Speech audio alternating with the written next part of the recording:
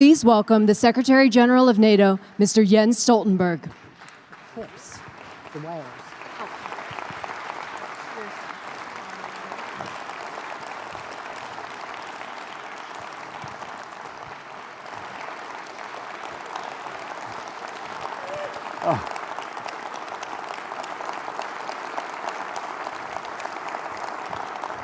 Thank you.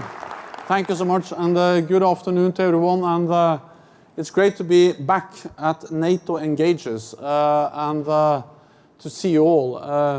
I took part in NATO Engages in Brussels in July in connection with the summit, and then it's great to see that NATO Engages also is able to have an event like this here in Washington.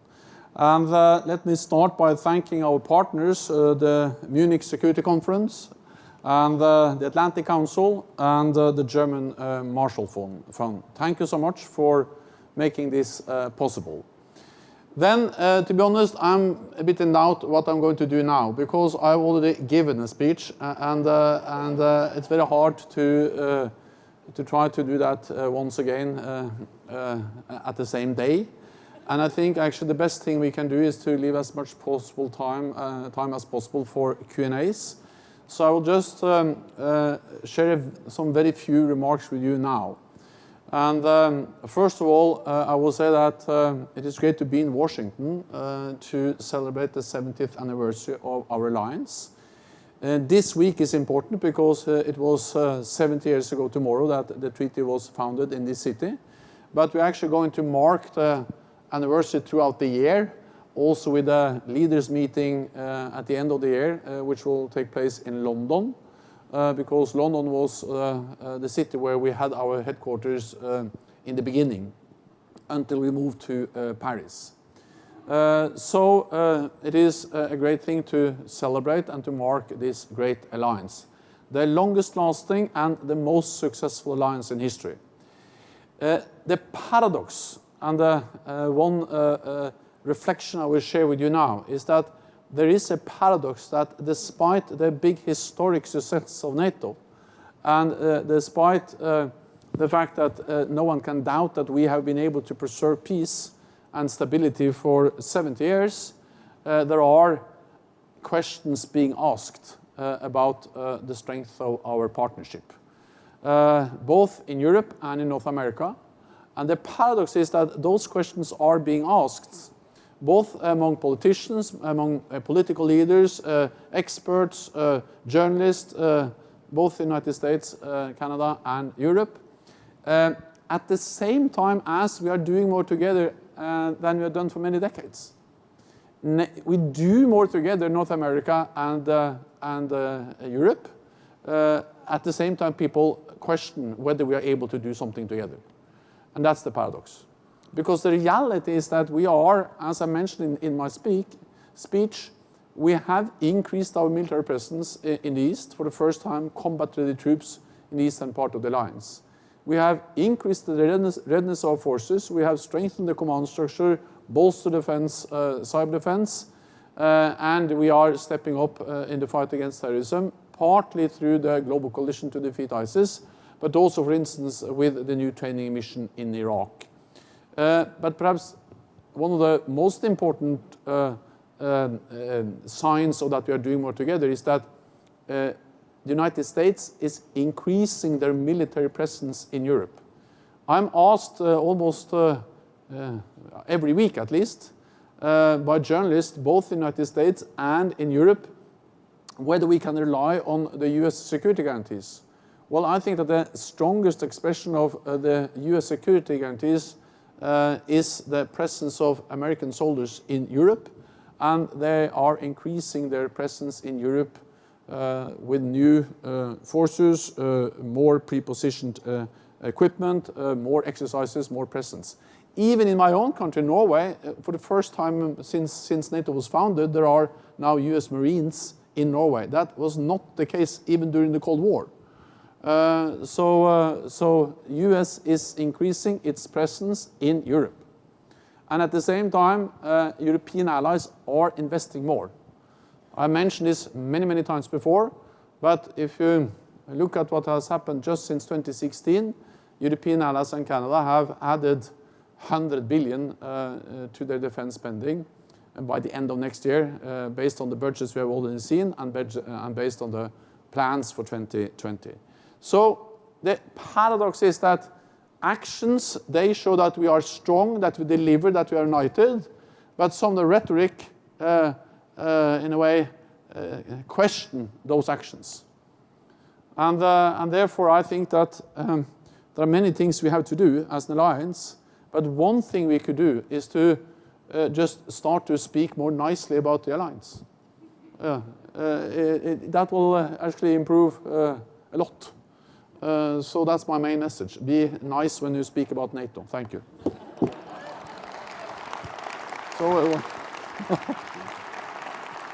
Ladies and gentlemen, please welcome the Chief Foreign Affairs Correspondent of NBC News, Ms. Andrea Mitchell.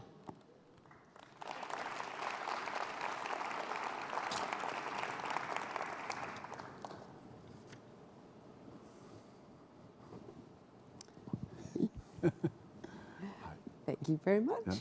Thank you so much. Thank you. Thank you all. Yeah. Now, I'm not sure which chair. But you are the boss now. No, I'm not. I follow Believe you. me, I'm not the boss. You outrank I think me. it works both ways.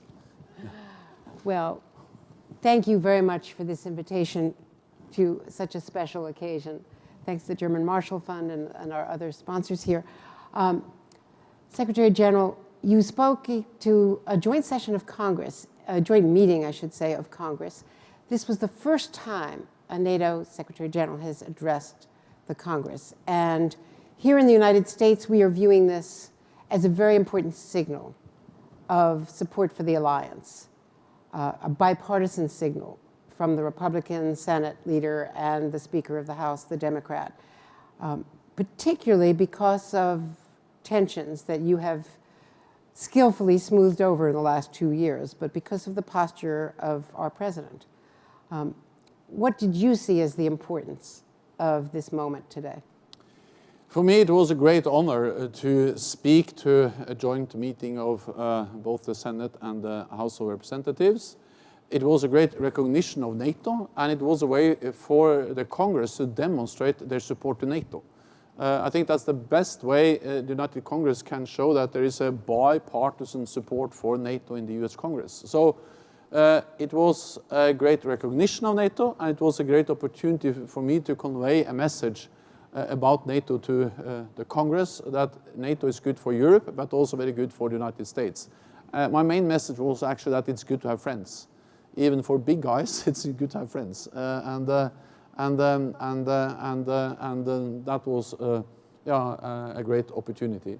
Then I think it also reflects something which has been perhaps not so strongly communicated, and that is that the support for NATO is rock solid in the United States. In the Congress, you know, Republicans, Democrats, they always express strong support. The president has expressed support for NATO again and again. He asked NATO allies to spend more, but he clearly communicated that he's in favor of NATO. He's 100% behind, as he said recently. And then if you look at the opinion polls, the last opinion poll I saw today, it was 77% of the people in the United States, they are strongly in favor of NATO. So the meeting today is a demonstration of the strong US support for NATO. And of course, as Secretary General of NATO, I'm extremely grateful for that. But if I could quote from your speech, you said today that the strength of a nation is not only measured by the size of its economy or the number of its soldiers, but also by the number of its friends. And to NATO, the United States has more friends and allies than any other power. This has made the United States stronger, safer, and more secure. Are we putting, through our leadership, too much emphasis on the financial contributions to NATO and the military force contributions rather than the other aspects of the alliance? I think we have to be able to both focus on and put emphasis on the importance of financial contributions. But at the same time, not forget all the other contributions and all the other aspects of the NATO alliance.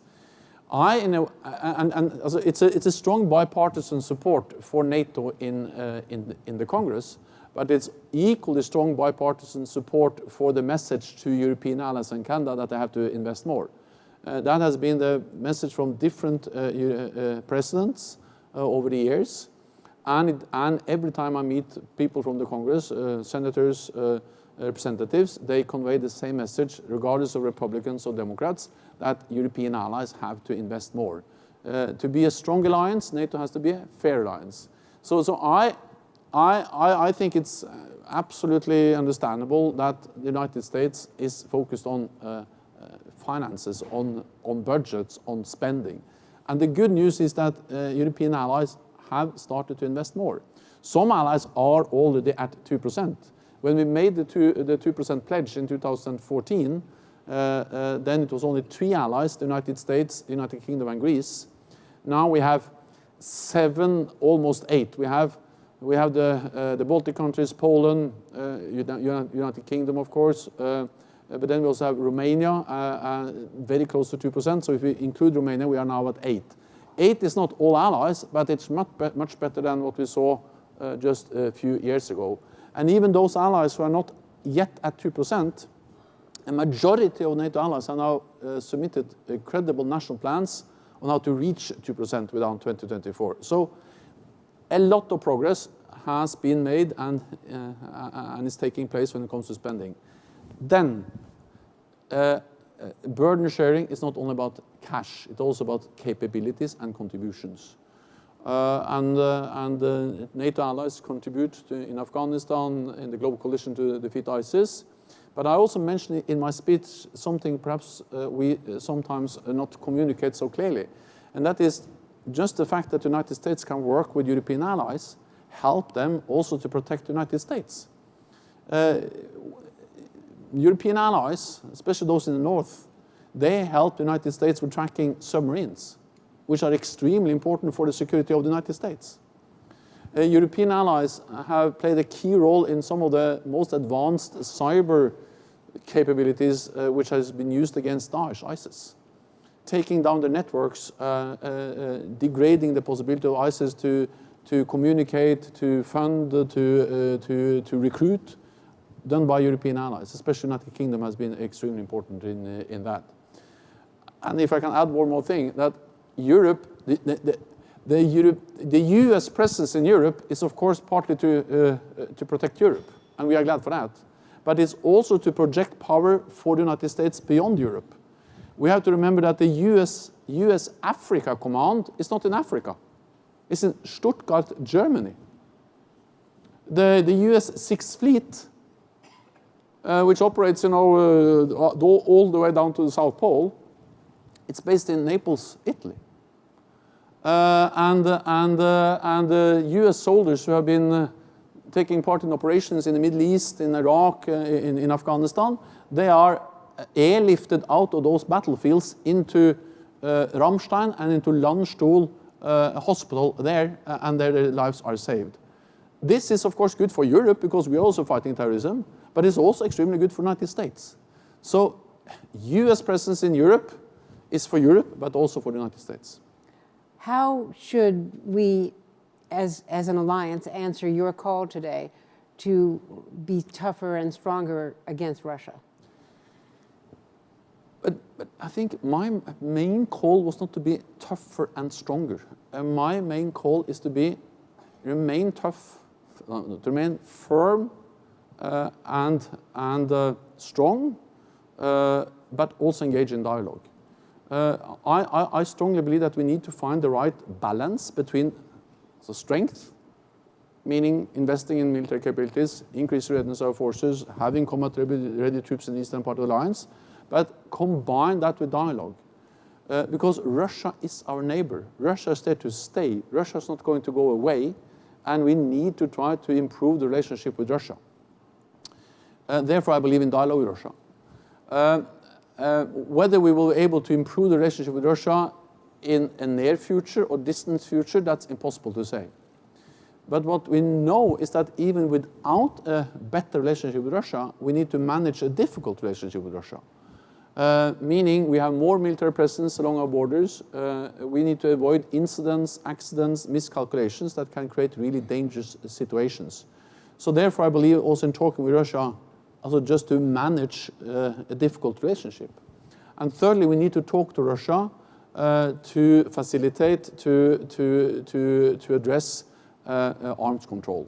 I'm extremely concerned about the violation of the INF Treaty. So my message is to continue to deliver credible deterrence and defense, continue to be strong, but there is no contradiction between strength and dialogue.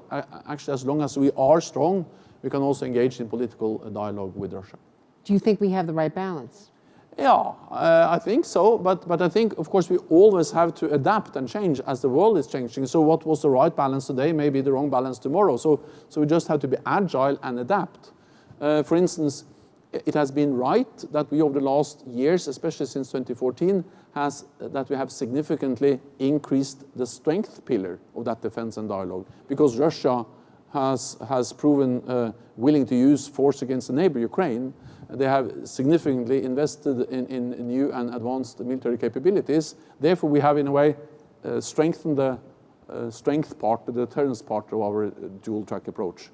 But at the same time, we actually renewed our efforts to talk to Russia. For a couple of years, we didn't have any meetings of the NATO-Russia Council. Since 2016, we have been able to have, I think it's now 9 meetings in the NATO-Russia Council, sitting down with Russia.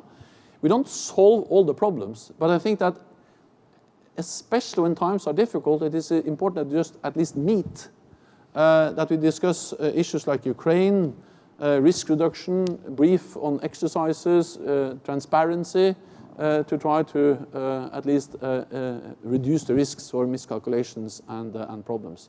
If I can add one reflection, and that is based on something I shared with some of you before, that I strongly believe in this combination of deterrence, defense, and dialogue with Russia, because that was something I experienced during my time as a Norwegian politician.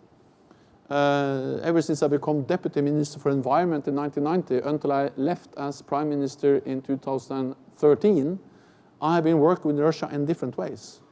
On environment, on a delimitation line in the Barents Sea, energy projects, actually military cooperation up in the north when it comes to search and rescue and risk reduction and so on. And Norway was, even during the coldest period of the Cold War, able to work with Russia or the Soviet Union, not despite NATO, but because of NATO. Because they knew that we were strong being part of the alliance. We could sit down and discuss everything, from fish to arms or to military issues.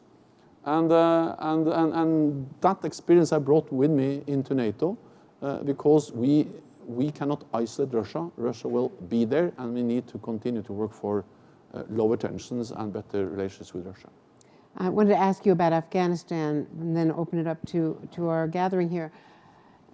It is not lost on American supporters of NATO and grateful Americans that the only time that the alliance has ever invoked Article 5 was in defense of America after 9/11.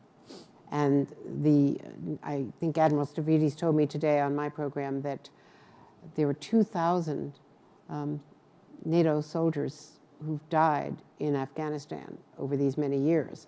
What is the exit strategy as the U.S. has these negotiations with the Taliban?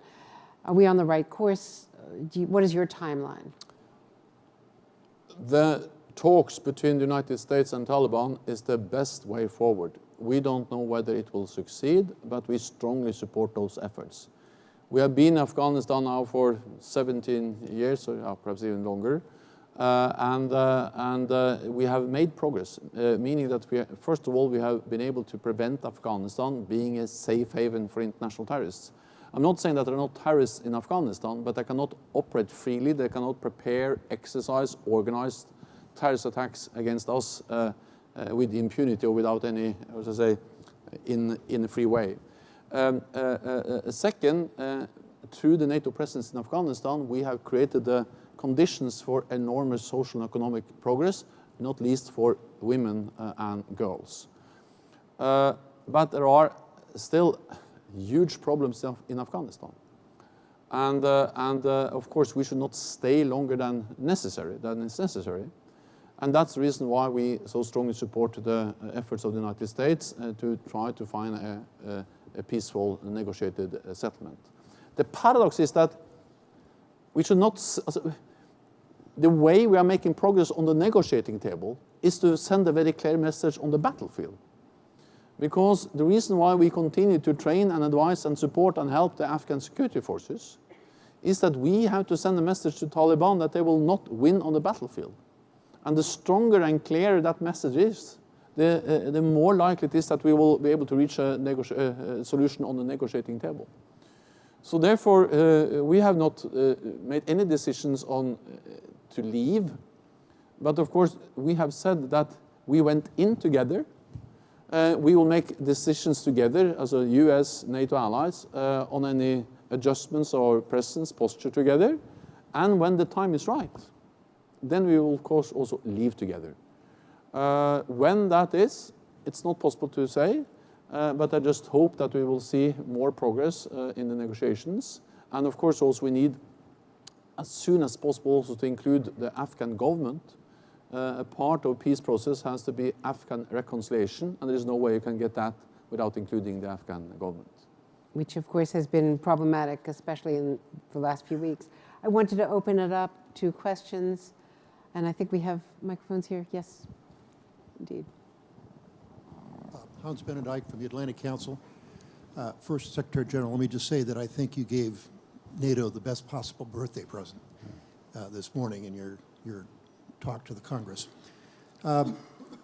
Vice President Pence gave a little talk here before you came. I'm not sure you heard it, but he said nice things about NATO, but he came down very hard on Germany. He talked about the burden sharing problem, and you've partially addressed that. He talked about Nord Stream 2. He even indirectly talked about Huawei and Germany's role there. So I was wondering if you could give us your evaluation of Germany as an ally, and perhaps comment on the wisdom of conducting diplomacy this way.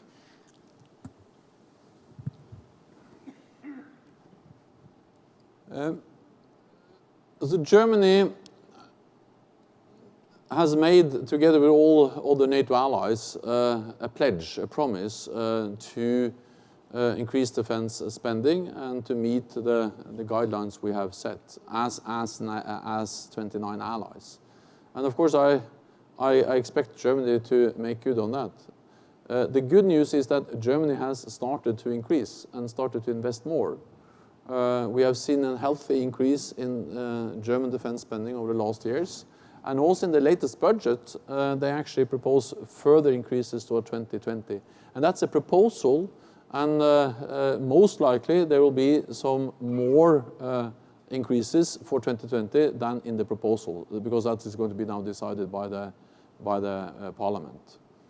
And Germany has submitted national plans to NATO, showing that they will increase defense spending from 2014 to 2024 by 80%. This is a significant increase. It doesn't bring them totally up to 2%, but at least significant increase.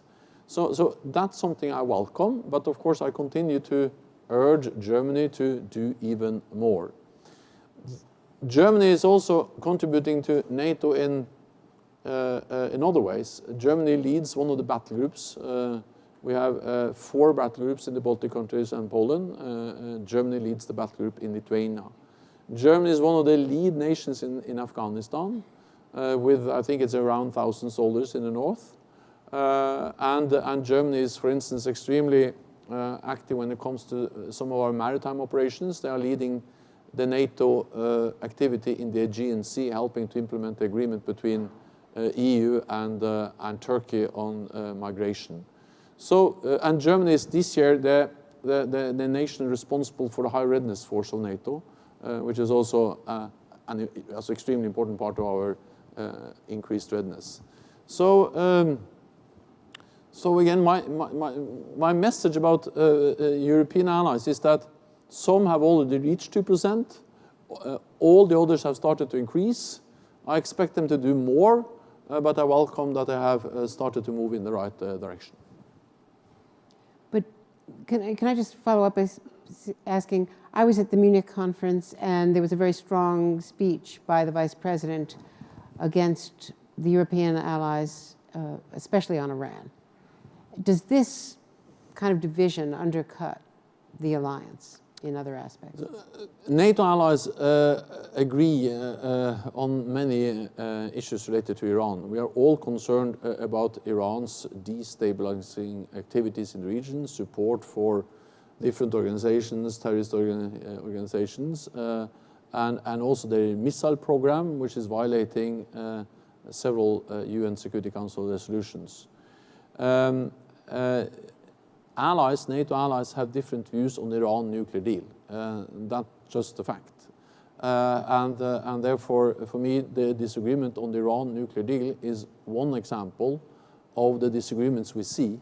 And of course, it would be great if NATO allies could agree, but as long as they don't agree on the Iran nuclear deal, then my main task is to make sure that the disagreement on that issue doesn't have negative repercussions on NATO's core task, that we stand together and protect each other. So the paradox is that, of course, it's always the best thing if we're able to solve the disagreements on climate change, trade, Iran nuclear deal, whatever. But as long as we are not able to solve those issues, some of them are also outside the NATO domain, then I just have to make sure that we minimize the negative impact on NATO. And then I have used many times before the historical examples. Also, in 1956, two allies went into a military operation against Egypt, the Suez Canal, without informing the others.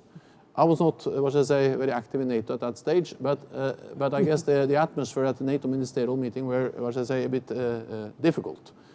And that was exactly the same thing in 1966 when one of our main allies, France, decided to leave the whole military cooperation.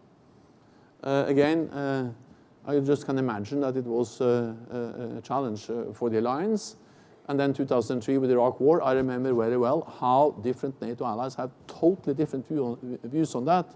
But again, despite all these differences, which are serious, we have been able to always deliver on the main thing, that we stand together when it comes to deterrence, defense, and protecting each other. So yes, if you can all agree, that's the best thing. But yes, as long as we don't agree, at least stay committed to NATO.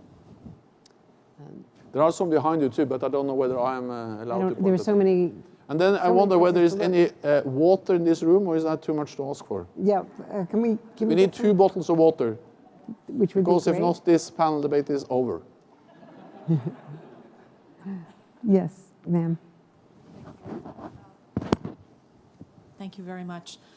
Could you comment on the role of NATO partners, and how do you see that expanding or changing in any way, particularly Sweden and Finland? Thank you. I'm very much in favor of NATO partners. They are extremely important for NATO. I hope that we are important for them. But we work very closely with, I think it's around 40 partners all around the world: Australia, New Zealand, Finland and Sweden. We now have a partner in Latin America. Colombia is a new partner. And we have, of course, Ukraine, Georgia. We have many other partners. And we work with them in different ways, but it's partly about political cooperation and partly about practical cooperation. We help them. It varies very much what kind of partnerships, but very often we provide support and help. But they also participate in NATO missions and activities, contribute to, for instance, Afghanistan or the NATO response force, and so on. So we work together in many different ways. When it comes to Sweden and Finland, they are among our closest partners. So they are enhanced opportunity partners, and they were part of for instance, the Trident Juncture exercise last fall. They are extremely, as I say, close to NATO, and we just want to strengthen that partnership. I'm very often asked whether I would like to see them as members, and then I say that, you know, as Secretary General of NATO, I think I should leave it to each and every country to decide what they want without any pressure from NATO, and especially not from a Norwegian trying to press a Finn or a Swede to do anything. So that's for them to decide. Yes, sir, in the front row there. Hi, I'm Martin from the European Union here in Washington. First of all, congratulations on your anniversary and on your extension as Secretary General of NATO. We have seen a major intensification of the cooperation between the European Union and NATO over recent years.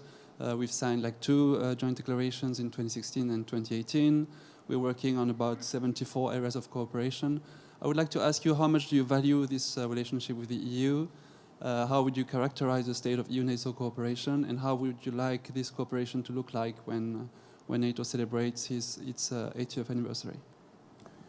So we welcome and support the cooperation between NATO and the European Union very much. And one of the things I'm actually proud of is that during my tenure as Secretary General, we have been able, together with the European Union, to lift the NATO-EU cooperation to unprecedented levels. We work more closer together now than we've done for also any time before on issues like cyber, but also exercises, maritime security, hybrid. We have a lot of activities together. And we work, for instance, together also in the Mediterranean Sea. I mentioned the Aegean Sea. So we have a lot of cooperation. So the more we can cooperate, the better,